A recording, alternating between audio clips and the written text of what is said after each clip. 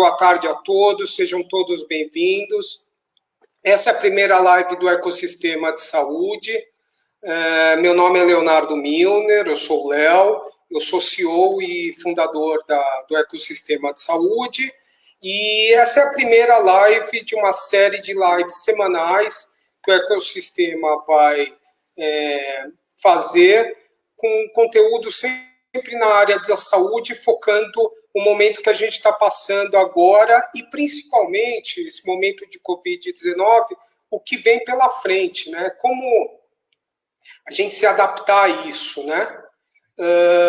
E aí eu gostaria de iniciar essa live me desculpando, né? Porque eu sou analógico, estou tentando migrar para o digital, então se eu cometer algum erro aqui, vocês me perdoem, mas é assim que a gente começa, tem que ter o primeiro, né? Queria apresentar para vocês o ecossistema e o nosso convidado de hoje. O ecossistema de saúde é um polo de geração de relações e conexões entre empresas do setor. O objetivo do ecossistema é promover oportunidades de negócio, tanto in como offline, para os parceiros do ecossistema, seus associados. Ao fazer parte do ecossistema, o parceiro, a organização, ainda passa a receber apoio em questões estratégicas destinadas à ampliação e ao crescimento, como planejamento jurídico, comunicação, marketing, eventos, vendas, manutenção de cliente, entre outras. É uma consultoria para dar um up no negócio. Com isso, o ecossistema também passa a ser um hub de soluções de saúde para instituições de saúde que procuram fornecedores qualificados e, melhor, elas podem encontrar tudo o que precisam no mesmo local. Ok? Vamos falar sobre o tema de hoje, né? 5 dicas para o seu negócio em saúde não quebrar e se reinventar em tempos de Covid-19. O objetivo dessa live é ajudar as empresas de saúde a pensar novas formas de fazer negócio em tempos de Covid-19. E por essa primeira live, não poderia ser outra pessoa, o nosso convidado, o Dr. Vitor Aceituno. Como o tema diz que teremos que nos reinventar, eu gostaria de contar uma história bem rápida para vocês. Há 5 anos atrás, eu resolvi que eu precisava me reinventar. E eu decidi migrar, sair do mundo corporativo e empreender em saúde. E fui conversar com o Vitor. Naquela época, ele foi o meu maior incentivador e continua até hoje. Então, eu gostaria de, em público, agradecer a ajuda que ele me deu na época e continua me dando hoje, inclusive na minha vida. Muito obrigado, Vitor. E eu acho que vamos ao tema, né? Queremos te escutar, você é uma referência no setor. Eu, quando tenho alguma dúvida na área, eu sempre vou te consultar. E acho que a primeira live do ecossistema não poderia ser outra pessoa para começar. Boa palestra. Nós vamos deixar aberto a perguntas. Fica à vontade, Vitor, se quiser esperar, depois a gente responde, quando acabar a tua palestra, as perguntas. Pessoal que está com dúvida, nós estamos gravando essa live e depois vamos disponibilizar para todo mundo. A ideia é disseminar conhecimento, né? A gente trocar a figurinha do que está acontecendo e um ajudar o outro. Eu penso muito no mundo cada vez mais compartilhado, então vamos compartilhar informação. Boa palestra, Vitor. Obrigado, e depois eu encerro aí no final, tá bom? Obrigado. Léo, obrigado pelo convite, né? Obrigado por lembrar aí desse momento aí em que a gente, né, um pouco depois da gente se conhecer. E, cara, é um prazer estar aqui, tá ajudando o ecossistema, né, participando dessa primeira live e compartilhando um pouquinho dos aprendizados.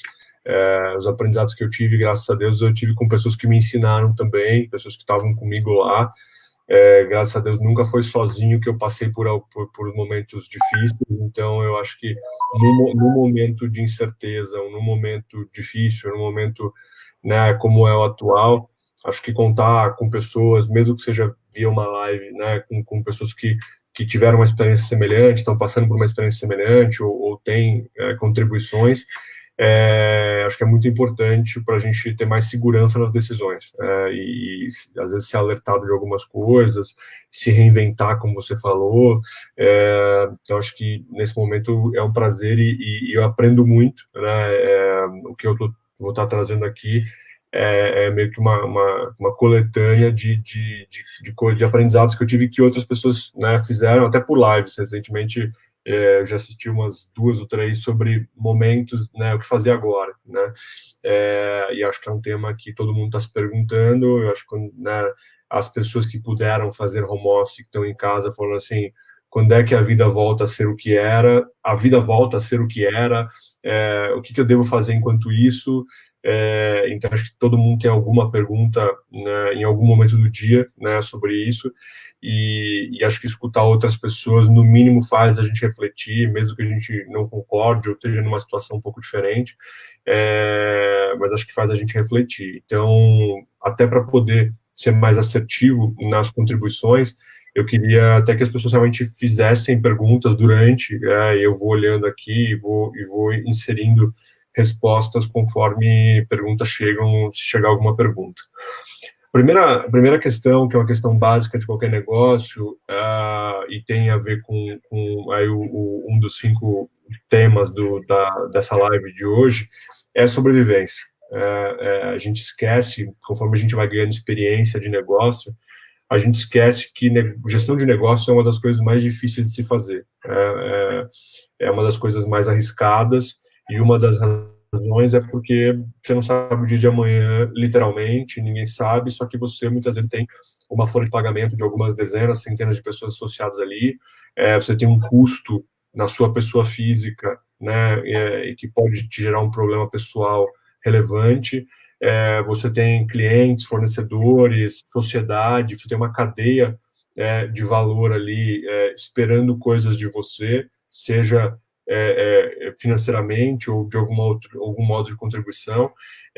Você tem a sua família com expectativas, você tem uma série de expectativas e contextos que você vive ali, e que você tem que equacionar aquilo ao mesmo tempo, o tempo todo, e de repente vem uma nova variável, e você fala, e agora? Quando eu achei que eu sabia, né, quando eu achei que eu estava aprendendo a gerenciar o meu negócio, quando eu achei que eu estava aprendendo como é que faz isso, muda tudo, né? E eu estou ameaçado, impactado, eu nem sei direito qual vai ser o impacto, então como é que eu respondo, né? E acho que a primeira saída é assim, sobrevivência, né? A primeira regra de um negócio é ele precisa existir, né? Um negócio, quando você vai lá fazer o objeto a constituição social, né? Na junta comercial, o negócio ele existe por tempo indeterminado, né? A não ser que seja um tipo específico de empresa, mas em geral se abre uma empresa por tempo indeterminado, esperando talvez que ela exista por tempo indeterminado, né? Você cria uma empresa para que ela prospere, para que mesmo que você em algum momento não esteja mais lá, ela continue produzir valor para a sociedade, gerar emprego, atender demandas de clientes, resolver problemas das pessoas, melhorar a vida das pessoas. Então, a perenidade é um ponto fundamental, e às vezes a gente, por não querer colocar alguém em risco ou em alguém numa situação inadequada, a gente deixa o negócio inteiro e todas as pessoas estão dependendo daquilo numa situação ruim. Às vezes por permitir uma coisa de uma pessoa, e isso vale para o dia a dia, ou às vezes para tentar preservar 3 empregos, você coloca o resto dos empregos em uma condição ruim, e a cadeia de fornecedores, e toda a companhia, e investidores e tudo.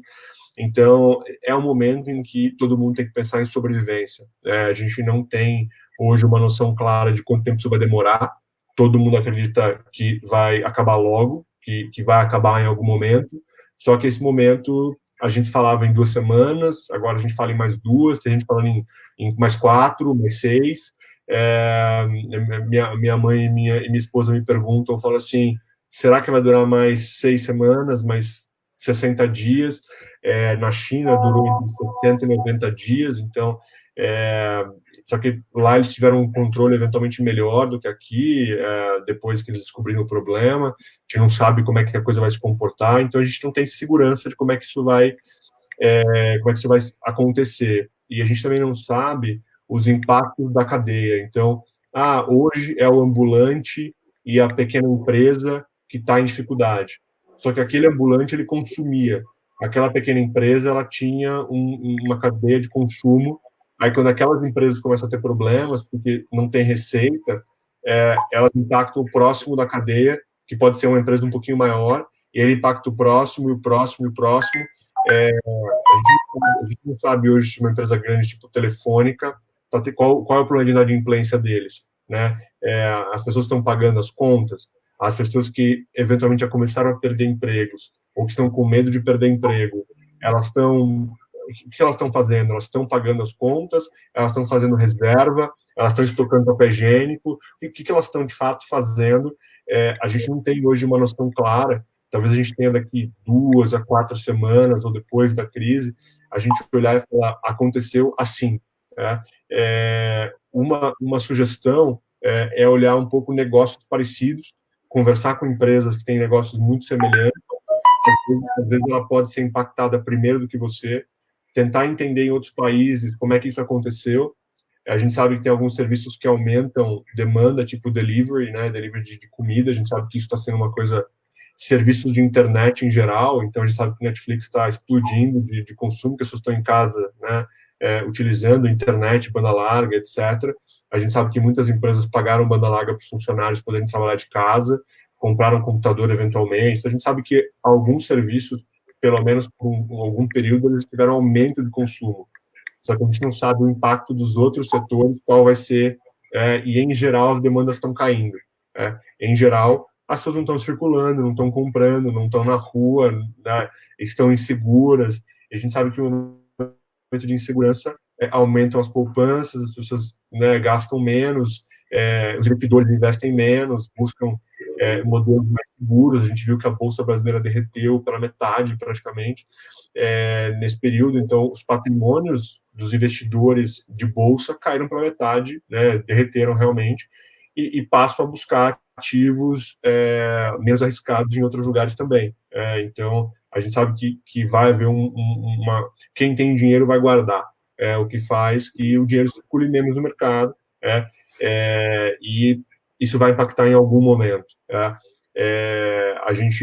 nossa empresa, a Sami, ela faz parte de um portfólio de empresas investida por um fundo, e a gente tem tido calls semanais com perto de 50 empresas do portfólio, e tem empresa que já foi impactada em 20%, 30%, tem empresa que está zero de receita, tem empresa que teve que demitir 20%, 30% da folha, e está em casas com zero de receita, esperando a crise terminar para voltar a operar.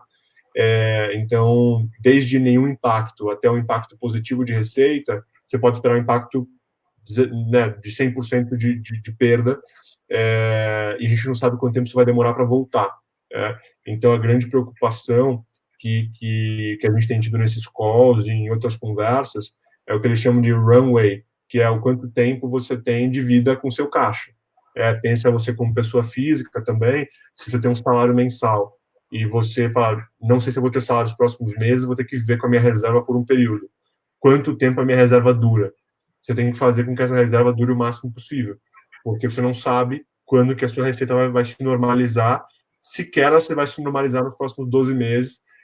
Algumas pessoas dizem que vai ter uma curva em U, né, uma recuperação mais gradual, só que talvez não volte para a mesma base nos próximos 12 meses, se tiver um impacto de PIB, se tiver um impacto de câmbio, se tiver, talvez a receita não se normalize, né,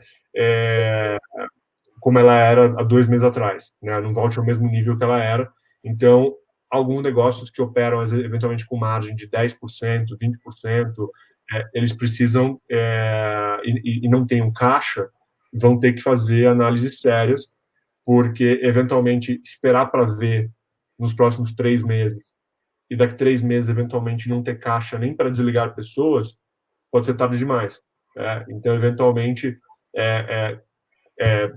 renegociar com todo tipo de fornecedor, avaliar desligamento se necessário, são situações que você precisa fazer para alongar o caixa, né? Tinha uma expressão que eu aprendi assim, senta no caixa, né? Você não paga ninguém que não seja essencial. O primeiro essencial, em geral, são as pessoas, né? Então, folha de pagamento, pagar as pessoas.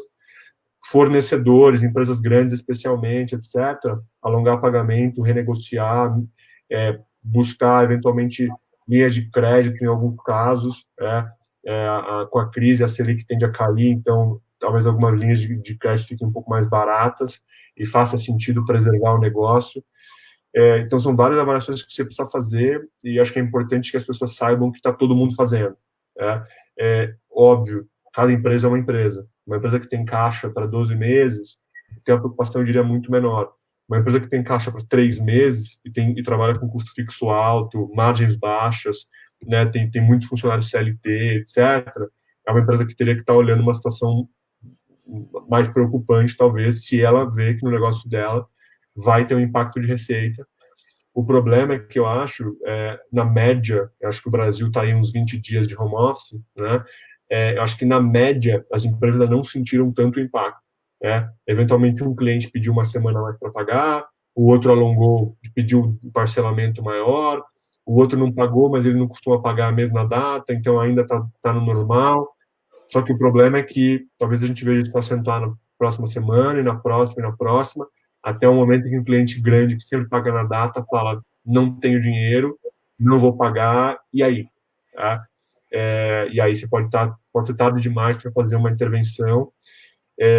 Então, primeira regra, assim, sentar no caixa, sobrevivência, esticar a vida da companhia, empurrar tudo que você tiver de gasto, puxar tudo que você tiver de recebimento, fazer caixa, né? Meio aquele tio do tio Patinhas lá, que fala assim, precisa fazer um cofrinho agora, precisa guardar o dinheiro que conseguir, porque a gente não sabe, na pessoa física e na pessoa jurídica, os impactos dessa crise.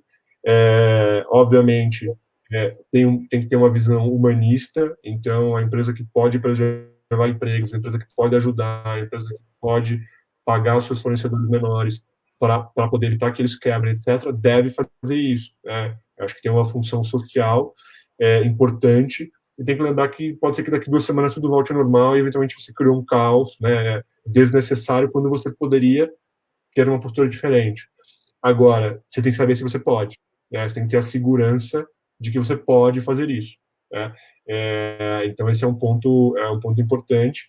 Na nossa companhia, a gente tem revisado o caixa sempre. A gente, graças a Deus, não tem nenhuma previsão de ter que fazer desligamentos, ao contrário, estamos fazendo contratações, mas nós somos uma empresa que tem caixa, porque tem investidor, tem um modelo diferente. A gente sabe que tem empresas que não estão vivendo essa realidade e têm que olhar a situação com um olhar diferente. Eu já tive que fazer isso, olhar e falar, olha, esse fornecedor eu não vou pagar agora, atrasar minha própria remuneração em algum tempo e pagar os outros funcionários primeiro, para poder equilibrar um pouco as contas, mas manter os empregos.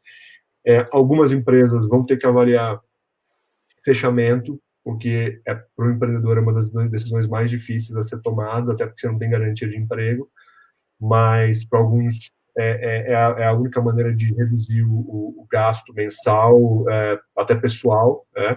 E avaliar, falar, olha, eu estou tendo um nível de gasto que eu não consigo pagar, ou que nos próximos 2 meses talvez eu não consiga pagar, então eu preciso reduzir, e às vezes fechar.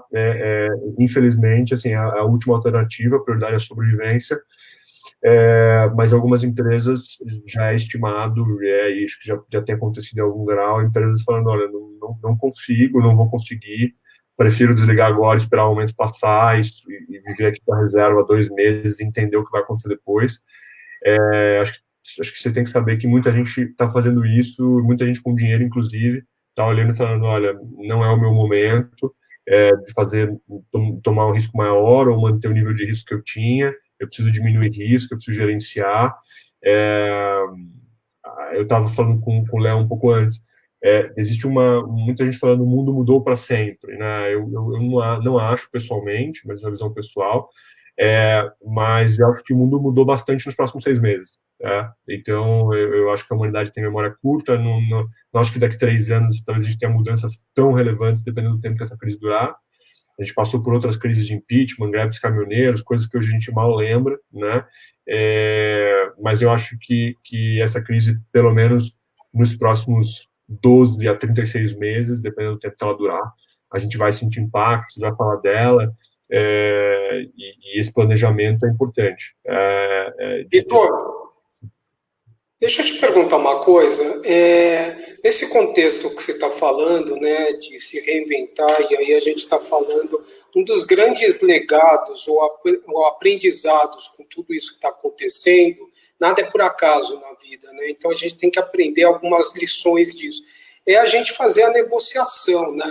E independente da empresa, o tamanho da empresa, não cabe isso só ao departamento financeiro da empresa, né? A gente está tendo que fazer negociações nas nossas casas, né? Se a gente está fazendo home office, tem que negociar com os nossos filhos os espaços, quais são os horários. Eu acho que esse é um grande legado aí, que quem não tem essa habilidade de negociar, tanto na sua vida pessoal quanto profissional, é aquela história do marketing pessoal, né? São coisas que hoje não tem mais como você viver sem essa ferramenta, né? De poder negociar a sua vida, né? Perfeito, é isso mesmo. Eu acho que as pessoas têm que fazer concessões, conversar, crises, tanto em casa quanto no mercado, são sempre oportunidades de aproximar relacionamento. Você tem a oportunidade de se afastar e falar, não, é do meu jeito, ou é assim, ou eu não consigo e acabou, ou sentar, conversar, explicar o que é importante para você, quando que você pode pagar. Muitas vezes as empresas não têm problema em alongar pagamentos, só quer saber que você vai pagar, né?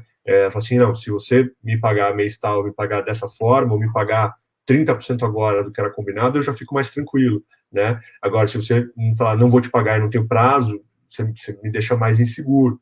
Então, de fato entender, e concordo com você, acho que todas as áreas têm que negociar sempre, isso faz parte em qualquer situação da manutenção do negócio, da manutenção dos empregos, nesse momento mais ainda, em que os negócios ainda estão mais expostos, mas é uma habilidade que todo executivo, em qualquer área, deveria ter, e nesse momento, sobretudo, isso volta para um ponto, para os empreendedores que estão escutando, que é a renegociação de carga horária de trabalho, né, de modelo de trabalho. A legislação flexibilizou, sinalizou flexibilização de modelo de jornada, redução de negociação. Para quem as contratações PJ, isso é mais fácil, né? Então, você tem uma série de modelos de alteração de vínculo trabalhista ou de prestação de serviço que devem ser avaliadas nesse momento para empresas que precisam fazer.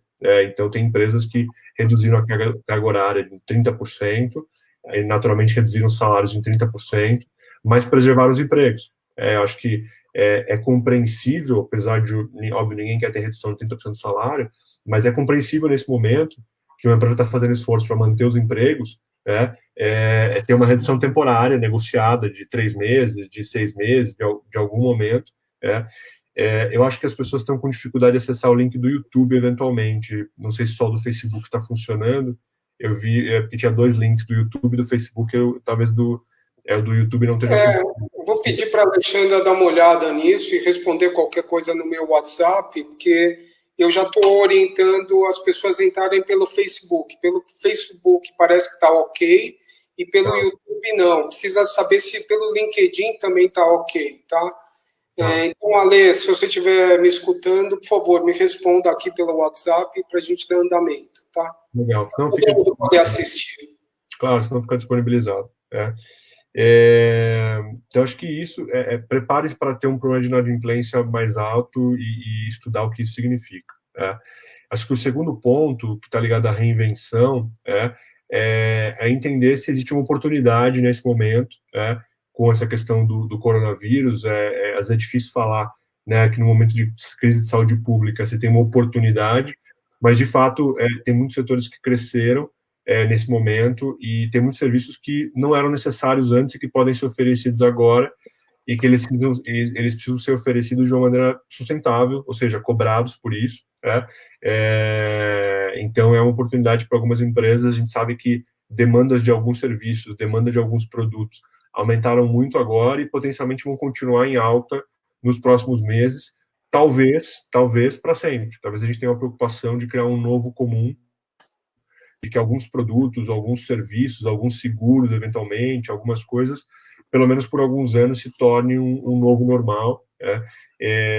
Então, acho que essa é uma avaliação que os negócios têm que ter, e eu tenho visto exemplos de empresas de telemedicina, por exemplo, que aumentaram muito a demanda nesse momento, e os hospitais de campanha, os hospitais normais, eventualmente operadores de saúde, laboratórios, etc., alguns deles precisam contratar mão de obra diferente, mão de obra complementar, para atender um novo momento econômico. Então, para muita gente também tem oportunidades, né, de prestação de serviço de uma solução diferente, num modelo de contrato diferente. Eu tenho visto muitas empresas aproveitando o momento para entregar a solução gratuitamente para teste, né, às vezes soluções que não têm tanta demanda no dia a dia, ou que as pessoas não estão tão preocupadas, mas nesse momento soluções se tornam mais importantes. As pessoas colocando e falando, olha, usa a minha solução, está aqui como doação, está aqui como serviço, utiliza para ajudar. E o que eu acho que também é uma boa oportunidade de fazer com que as pessoas experimentem seu produto ou serviço e depois venham a contratar depois da crise, se fizer sentido, né? Mas eu acho que acaba aliando o momento de ajudar. Tem quase que uma máxima da gestão, dentro do que eu conheço, que diz que responsabilidade social sempre deveria estar atrelada ao core da companhia, né? Que faz sentido para a ação que está sendo feita e para a companhia, né? Então, tem algumas empresas fazendo ações sociais genéricas, se você tem que escolher alguma coisa em que você vai ajudar, né? Eu acho que faz mais sentido você ajudar na sua expertise, né? Em algo que esteja ligado ao seu core business, e que possa gerar algum awareness de marca para você, uma boa fé de longo prazo, algum tipo de relacionamento diferente, algum tipo de pesquisa de mercado, algum tipo de teste qualquer, ou de ganho qualquer. Óbvio que se você puder ajudar de outros jeitos também, esse é um momento em que muitas pessoas precisam, e a gente deve estar menos focado no nosso ganho, mais na ajuda das pessoas, mas se a gente puder ajudar as pessoas em algo ligado ao core business que gere algum ganho para a companhia, também está ligado à sobrevivência, a gente tem que manter o nosso propósito como companhia, ao porquê aquelas pessoas se reuniram como grupo ali. Então isso faz sentido. Vocês têm alguma coisa para falar, Léo? Você está no mudo, Léo. Se você quiser que eu leia para você, o Alexandre está perguntando aqui, com relação à reinvenção, seria mais atrelada à inovação ou à forma de atuação da empresa? Como seria isso? Claro. Quando a gente fala de inovação, é um tema, tem alguns paradigmas ligados à inovação. Eu acho que dois dos conceitos mais importantes, assim, inovação é uma novidade que gera dinheiro. Inovação não é só uma ideia legal, né, uma ideia disruptiva, né, mas inovação você precisa, de fato, ter um valor produzido por alguém e que a pessoa esteja disposta a devolver valor, né, pagar por aquela solução. Então, não necessariamente inovação é algo muito diferente como oferta ou serviço. É uma boa ideia que ela tem que gerar um valor comercial. Muitas vezes é uma entrega diferente, uma maneira de acessar um público diferente. Acho que tem vários tipos de inovação aqui. Eu acho que, se você puder repetir a pergunta, só para eu... ou a forma de atuação da empresa. Estou vendo a pergunta aqui. Acho que coisas. Eu acho que, quando você fala de inovação, às vezes as pessoas falam de inovação em processos, inovação em produtos, inovação em cadeia de valor, inovação em várias coisas. Então, inovação é um conceito aberto, né? Um conceito genérico. Em geral, tentativa e erro é a melhor maneira de fazer, né? Existem técnicas, design thinking, design sprint, N ferramentas que te ajudam a pensar, mas no final do dia elas te dão uma lista de ideias que você precisa testar, né? Então, aí, eu acho que esse ponto, tem ferramentas que ajudam a testar também, como o Lean Launchpad e outras ferramentas que ajudam você a organizar um pouco mais o aprendizado quando você está testando soluções, né? mas mais importante é você criar uma lista de soluções que façam sentido e testá-las, sabendo que o momento também é diferente e as pessoas podem responder de maneiras diferentes do que a gente pensa. Então, acho que o importante é entender o fato de você se comparar com outras empresas ajuda muito, tá? A ação de se comparar, olhar o que uma empresa está fazendo, o que a outra está fazendo, como é que as empresas do mesmo setor estão respondendo, estão se posicionando, isso já te ajuda a ter muitas ideias. Você não está em casa ficar fazendo brainstorming, né, sozinho, você deve olhar o que outras empresas estão fazendo, né? Acho que esse é um ponto, né? Aí vi que tem uma pergunta aqui sobre a ação em relação à cirurgia eletiva, e o que as associações de classe têm feito em relação a isso. Eu não tenho informações específicas das associações de classe, mas o que se tem feito, em geral, no mundo é realmente suspender essas cirurgias por algum tempo, porque toda a questão do isolamento social agora, mais tarde ou mais cedo, vertical, horizontal, etc., etc., tem uma questão de preservar o sistema de saúde. A gente já tem visto grandes números de internação por Covid-19 dentro dos hospitais, então não dá para você ter um hospital que é 100% Covid-19, porque onde é que vai o infarto, onde é que vai as outras pneumonias, onde é que vão as grávidas, onde é que vão todas as condições que eventualmente possam precisar de algum tipo de internação, elas vão ter leito, e então as cirurgias plásticas vão ser postergadas, as cirurgias ortopédicas, se puderem ser postergadas, vão, as cardíacas vão, porque se ela é eletiva, ela, por definição, pode ser postergada, e isso é o que vai acontecer nesse momento para preservar a vida, das pessoas que precisarem de um leito.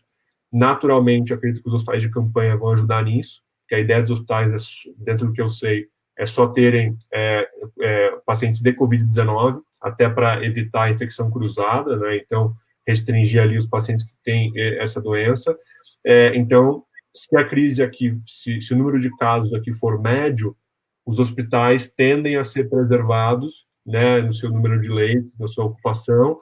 Ainda tem hospitais com ocupação baixa, que se prepararam para uma onda grande que ainda não veio totalmente, mas eu também não acho que esses hospitais vão aumentar muito o número de cirurgias eletivas, porque essa onda pode vir, e algumas cirurgias eletivas, elas demoram alguns dias, né, de pós-operatório, então, talvez cirurgias eletivas rápidas, talvez, mas não acho que talvez seja a média do setor, tá? Então, só para responder a pergunta ali.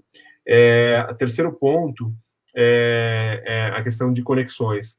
Negócios são feitos por pessoas, e as pessoas continuam se conectando.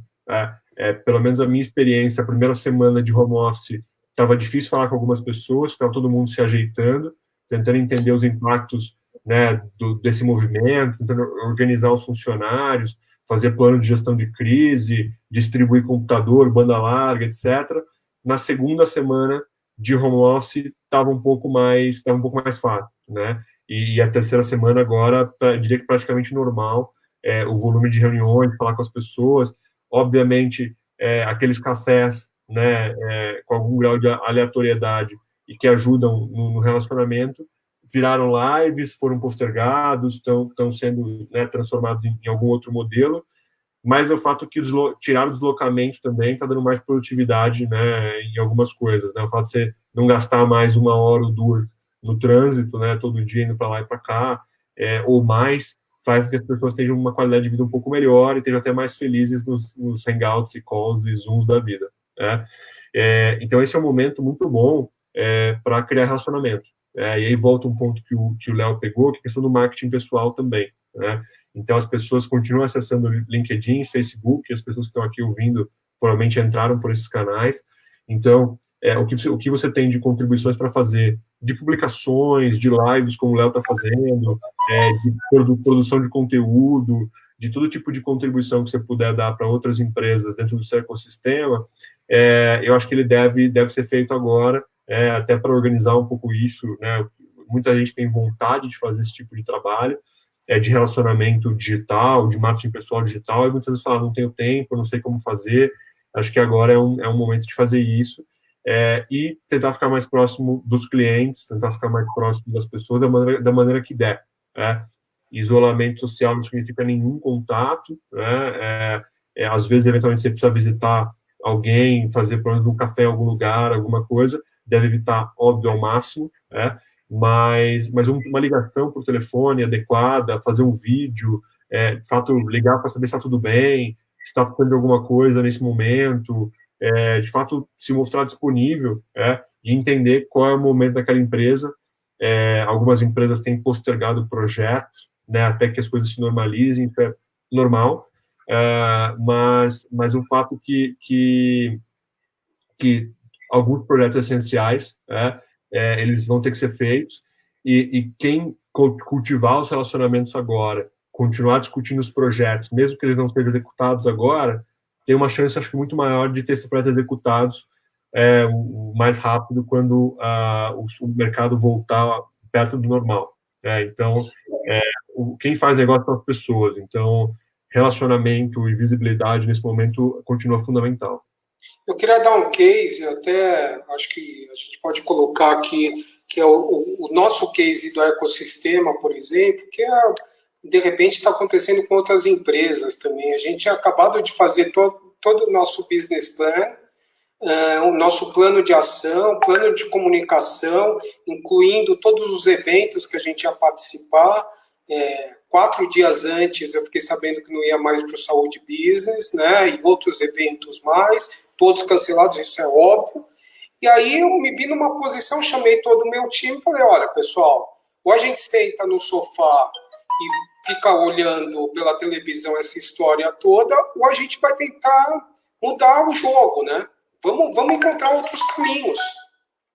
Tem que pensar fora da caixa, né, Vitor? E aí foi isso que a gente fez. Falou, olha, para os clientes, porque chegaram 3 clientes do ecossistema, nós falamos, de uma hora para outra, eu não tenho mais condição de arcar com isso. Não tenho, como você falou, vamos priorizar contas.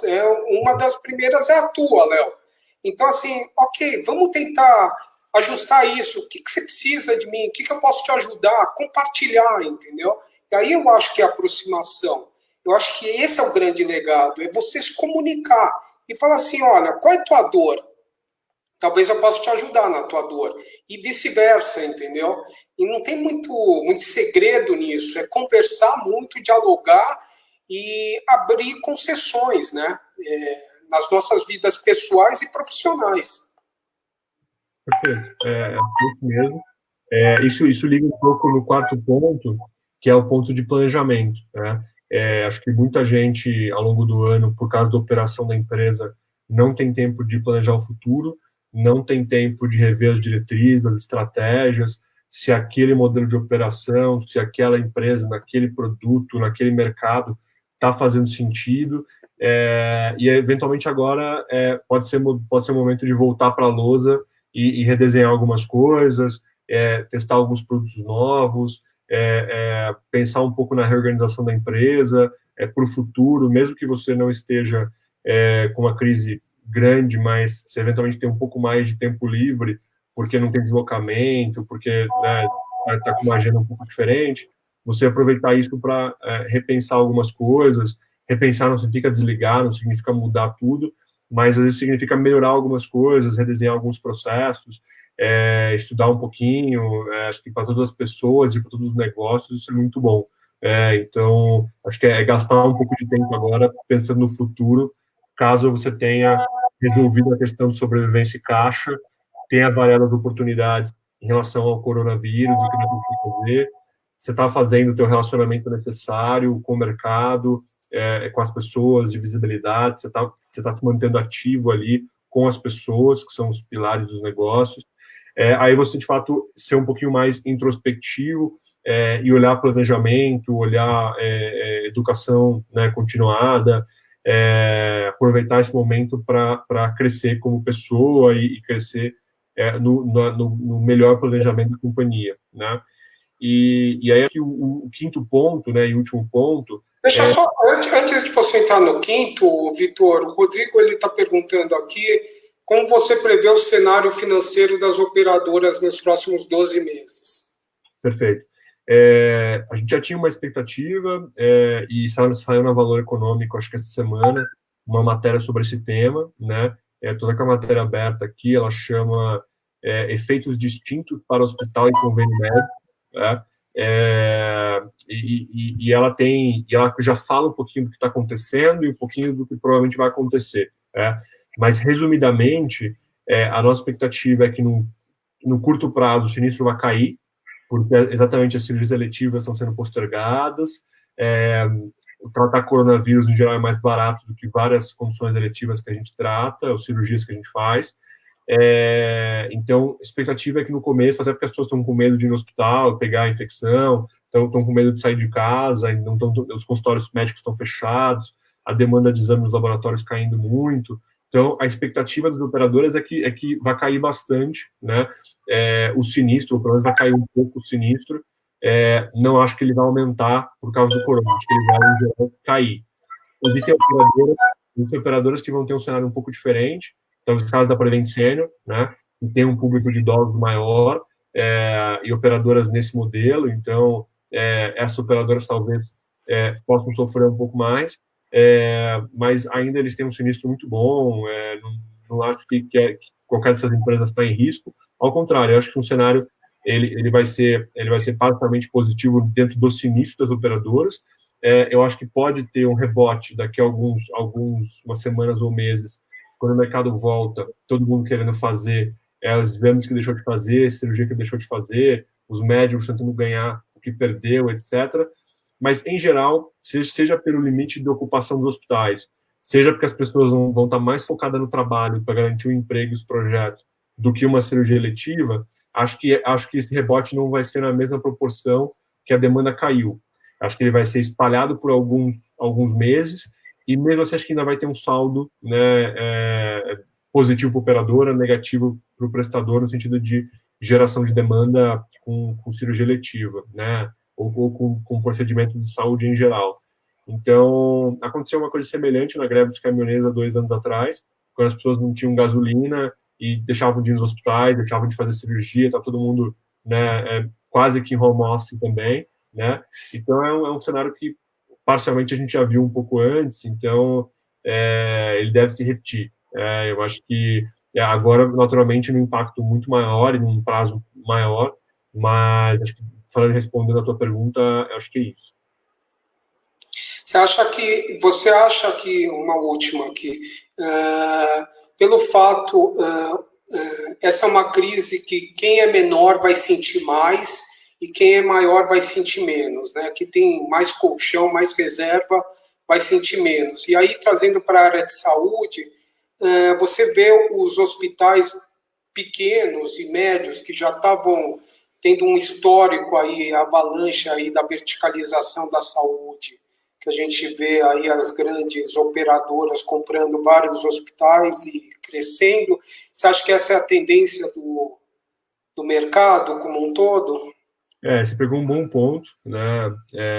Sempre se discute, né, hospitais abaixo de 100, abaixo de 50 leitos, hospitais menores, né, pelo Brasil, abaixo de 150 às vezes, mas em geral abaixo de 100 ou 50 leitos, que é sempre uma temática se eles devem existir, se a escala, de fato, atende à necessidade de custo do setor, se os processos, se eles conseguem investir em processos de qualidade adequado, sempre tem uma discussão, né, sobre isso, sobre contratação de escala na contratação de mão de obra, e acho que nesse momento todas as empresas pequenas vão sofrer. Eu acho que o setor de saúde ele tem um buffer natural, ele tem uma proteção, então eu diria que a empresa pequena em outro setor sofre mais do que a empresa pequena na saúde nesse momento, obviamente depende do seu setor, né? Mas na média, eu acho que a saúde sofre menos, até porque a saúde está sendo um dos setores mais demandados ou de maior atenção agora, né? E tem algumas doenças que as pessoas não deixam de ter, mesmo em home office. Quem tem diabetes, quem tem câncer, tem câncer, quem infartou, infartou. Então, tem algumas demandas que elas continuam existindo, que elas são biológicas e estatísticas, então, eu acho que tem esse buffer do setor. Acho que alguns hospitais, que já estava vendo hospitais com margem de 3%, eventualmente até menos, operadoras, eventualmente que algumas, por serem pequenas e já não serem viáveis, talvez em número de vidas, elas possam sofrer também por alguma razão, mas é porque ela não tem, né, um número suficiente de vidas. Então, é natural, né, e isso pode ser acentuado, mas também, eu acho que seria uma questão de tempo, eu não colocaria só o corona, acho que o corona pode ser o pontapé final para algumas empresas que já não teriam viabilidade. Acho que as empresas que, de fato, tinham boa gestão, estavam numa direção correta, algumas, infelizmente, vão ser impactadas bastante, mas, em geral, a boa gestão, e o que a gente está tentando fazer aqui é tentar recomendar a boa gestão, né? Em geral, a boa gestão preserva as companhias, né? Então... Ótimo. Perfeito. Vamos para o quinto item. E aí, acho que é uma questão de esperança, expectativa, né? Se preparar para os novos tempos. Então, sabendo que, ou acreditando que é meio que a crença geral de que esse momento vai passar, tem muita gente fazendo muitas análises de quais os impactos em vários setores. Tem muitas consultorias Big Four, né, fazendo um monte de relatórios dos mais diversos, né? Muitos relatórios com várias datas diferentes, muitas empresas de startups, a consultorias, a especialistas, bancos de investimento, bancos tradicionais. Tem um monte de material na internet fazendo forecast do que vai acontecer. E impacto no varejo, impacto no consumo, impacto no saúde, impacto... Então, eu acho que todos os setores hoje, se pesquisarem bem ou falarem com pares, têm condição de se informar sobre o que aconteceu fora do Brasil, né, especialmente China, Europa, etc., no seu segmento, ou o que provavelmente vai acontecer no Brasil, ou o que provavelmente vai acontecer no Brasil no seu segmento para a sua empresa. Então, você tem condição de planejar um pouco e se preparar para o retorno, né? Se preparar para o retorno do mercado, seja olhando crédito, seja olhando contratações, seja olhando investimento, seja produtos novos, uma maneira de se posicionar diferente. Eu acho que vai ter algum impacto de, como eu falei, 12 a 36 meses no comportamento das pessoas. Então, eventualmente, o medo, a insegurança, a experiência pode trazer hábitos de consumo novos. Eu acho que nos próximos 6 meses o consumo de álcool gel vai ser alto, independente da crise acabar amanhã. Esse é um hábito, é uma educação populacional que, pelo menos por um período, ela fica, né? Então, eu acho que tem alguns hábitos, eventualmente de seguros, de contratos, discute-se se vai haver uma segunda onda de corona depois que a primeira passar. Então, é muito difícil fazer previsões absolutas, mas tem muita informação para que a gente não possa fazer uma previsão, diria, bem educada. E voltando ao ponto 1, né? A melhor coisa que você pode fazer para a sua empresa é a preservação dela. E aí, muitas ferramentas estão à disposição, muitas empresas demitindo pessoas, e aí tente fazer o seu melhor pelas pessoas. Assim, eu tenho visto, né, publicações e casos de demissão por e-mail, demissão de... Assim, óbvio que se tem alguém, né, você está em São Paulo, tem alguém em Recife que você precisa desligar, não vai dar para você pegar um avião agora, até porque não deve ter muitos aviões disponíveis, para você ir lá e desligar a pessoa se você precisar, se isso for fundamental para o negócio. Então, talvez fazer uma demissão por Zoom, por Skype, por Hangout, talvez seja necessário, mas que você tem que ser o mais cuidadoso possível, né, o mais amoroso de fato, né? Óbvio que demissão é sempre uma demissão, é sempre um desligamento unilateral, né? Mas tentar fazer o melhor que você puder, né, no seu esforço ali, ajudando as pessoas, entendendo o momento, as situações, e preservando o seu negócio, porque você tem que preservar os demais empregos que estão ali, né? E a tua capacidade de gerar emprego depois. Eu escutei uma frase uma vez que me impactou bastante, numa crise, talvez a gente passou por tantas, né? Impeachment, os vários governos, tantas crises, eu não sei nem mais qual era, mas acho que é o Sérgio Meira, né? O que é lá do Porto Digital. Eu estava almoçando com ele, ele falou uma coisa assim, ele falou: Victor, as pessoas dizem que o mercado vai se recuperar em 4 anos, 5 anos, 1 ano, em X tempos. E ele fala assim, algumas pessoas nunca vão se recuperar, né? Porque tem pessoas que vão quebrar os seus negócios, vão ter um prejuízo na pessoa física com a Receita Federal, com bancos, vão ter o nome no Serasa, vão ter N problemas e não vão conseguir crédito, não vão conseguir uma renda que seja equivalente para cobrir aquelas despesas que ela teve, eventualmente muito grandes, com rescisões de funcionários, com pagamento de fornecedor, com um monte de coisas.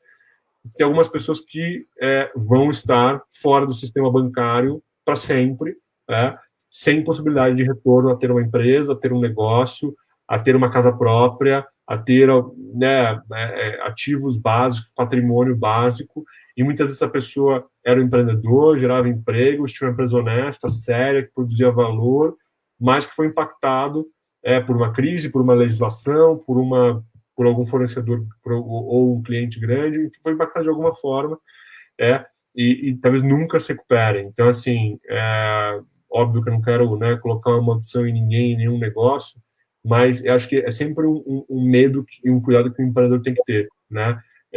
De que essa é uma possibilidade real, e a possibilidade tem que ser considerada todos os dias.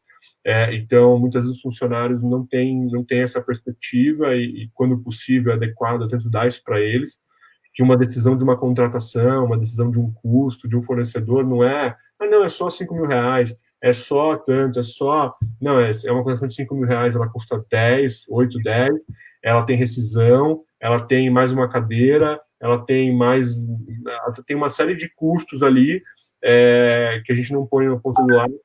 E quando você vai, às vezes, precisar desligar 100 pessoas, uma rescisão de R$1 milhão, né? Então, essas coisas precisam ser consideradas pelas pessoas, porque empreender, como eu falei no começo, ter um negócio, por mais que você esteja acostumado, experiente, já tenha feito 1, 2, 3 vezes, uma questão, um dos temas mais difíceis uma das atividades mais difíceis que você pode ter, e tem algumas coisas que nunca ficam mais fáceis, né? Você pode se acostumar à necessidade de desligar alguém, mas desligar alguém nunca é fácil.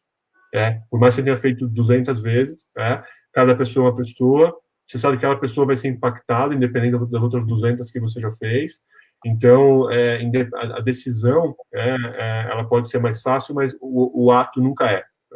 Então, a tua família, os impactos sobre ela, os impactos nas famílias dos funcionários, os impactos no fornecedor, o impacto nas pessoas, ele nunca fica mais fácil.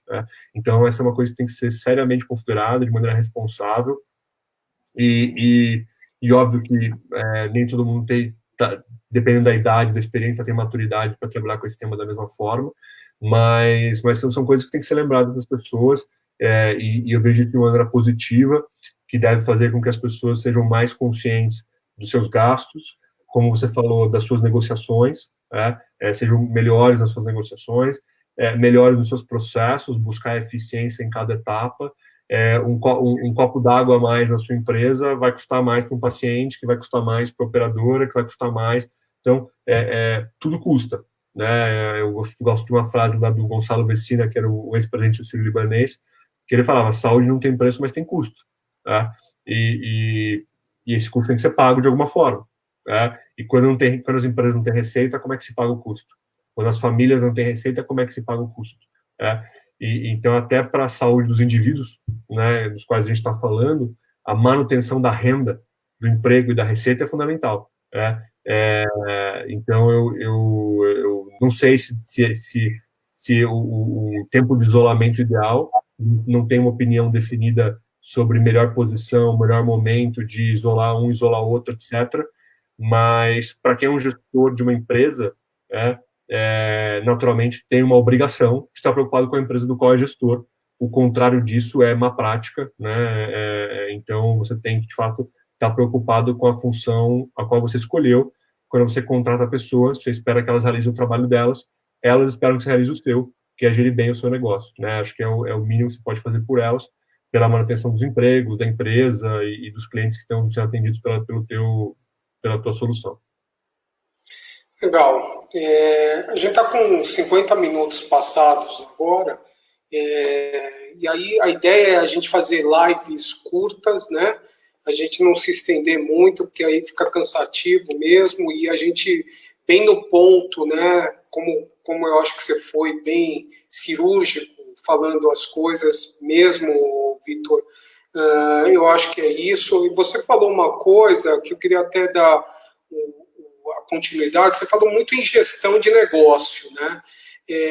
E a política do ecossistema é isso, é fazer pontes para que a gente tenha soluções integradas. Então, hoje a gente estava falando mais de sobrevivência, né? A gente está numa guerra, como sobreviver a essa guerra? Eu acho que esse foi o tópico que você estava dando as 5 dicas para sobrevivência nessa guerra aí. A gente vai fazer as lives semanais e a próxima live nossa vai ser com o Roberto Godilho, que ele fala justamente em toda a parte de gestão, na maturidade da gestão da saúde, né? Ele inclusive fala que nós estamos vivendo uma coisa inédita na área da saúde, que são 5 anos em 5 meses, na marra. E é isso mesmo. E é isso. Então, assim, para a gente dar continuidade a esse raciocínio que a gente está tendo de guerra, como sobreviver após guerra, quem vai ser o profissional, qual é o modelo de profissional para o nosso, que vai sobreviver a esse pós-guerra, né? Quem é o profissional de saúde? Qual é as ferramentas, os skills que ele tem que ter, as habilidades dele para ele enfrentar isso, até mesmo porque a retomada dos hospitais ela é mais lenta do que a retomada da economia como um todo, né? A curva do hospital ela é uma outra, porque os hospitais hoje eles vão focar basicamente agora na pandemia, né, em selecionar. E como que ele fica? Porque eu escutei ontem o Cláudio Lotenberg falando, e ele falando assim, as pessoas não param de ter infarte, não param de ter doenças comuns que todos os hospitais têm, quer dizer, então assim, existe uma sobrecarga do sistema como um todo e tem que priorizar, né? Como fazer isso, né? Esse é um dilema muito grande, né? E o que vai acontecer daqui para frente. Perfeito. Léo, acho que dá uma última dica importante, acho que de alguma forma relacionada ao que você está falando, deixei acho que o melhor para o final aqui, para quem ficou depois dos créditos, vai pegar a última dica aqui. Mas não perca a oportunidade de uma crise. Existem coisas que você sempre teve dúvida se deveria fazer ou não. Pessoas, eventualmente, que você estava na dúvida se tinha que desligar ou não, processos que você tinha dúvida se tinha que mudar, custos que você pensava em ter diferentes, pensar coisas que você sempre quis fazer, mas você tinha dúvida, talvez agora você tenha uma boa desculpa para fazer, né? E mais com uma obrigação, né? Não perca a oportunidade de uma crise. Tem uma frase que eu li ontem, que eu senti assim muito ligado à minha experiência com crises. Não tem melhor momento para você conhecer o seu negócio do que numa crise. Às vezes você acha que precisa de alguma coisa, até você tirar e o teu negócio anda muito melhor. Você fala, cara, eu achava que eu precisava disso. Você tinha algumas pessoas, alguma equipe, alguma maneira de fazer, aí de repente você tira e vai melhor. Conforto, né? E vai melhor. Óbvio que impacta pessoas, óbvio que impacta processos, mas eu já precisei operar de maneiras mais lindas do que eu opero, de uma maneira mais enxuta do que eu operava anteriormente, e eu vou dizer que foi a melhor coisa. Eu vou dizer que assim, a gente tinha uma insegurança de receita, tinha uma insegurança de futuro, e a gente precisou fazer ajustes ali, ajustes que poderiam, né, se não tivessem sido feitos, poderiam ter matado o negócio, poderiam ter arriscado ali a sobrevivência do negócio, mas no final eles trouxeram sustentabilidade, eles trouxeram margem, eles oxigenaram o negócio e mostraram que a gente podia entregar com menos, né? o que sempre tem que ser a invenção dos negócios, né? Então, não perca a oportunidade de uma boa crise, né? Eu acho que primeira regra é a sobrevivência, né? Eu acho que essa é a primeira coisa que tem que ser olhada, caixa, e nesse grupo de portfólio de empresas que eu participo, as empresas estão olhando 12 meses, 18 meses, tentando. Você tem que ter pelo menos, idealmente, 6 meses para você poder se planejar, né? Para você ter um pouco de fôlego aí, e dependendo do seu negócio, considerar zero de receita, né? Então, eu sei que esse é um desafio para muitas empresas. E aí, talvez tenha que falar com sócios para botar dinheiro na empresa, talvez tenha que falar com investidores atuais, porque trazer investidores novos agora vai ser muito difícil, mas você precisa gerar caixa ali. E a segunda, não perca a oportunidade dessa crise para eventualmente fazer coisas, ajustes para cima ou para baixo, que você não faria em outra situação.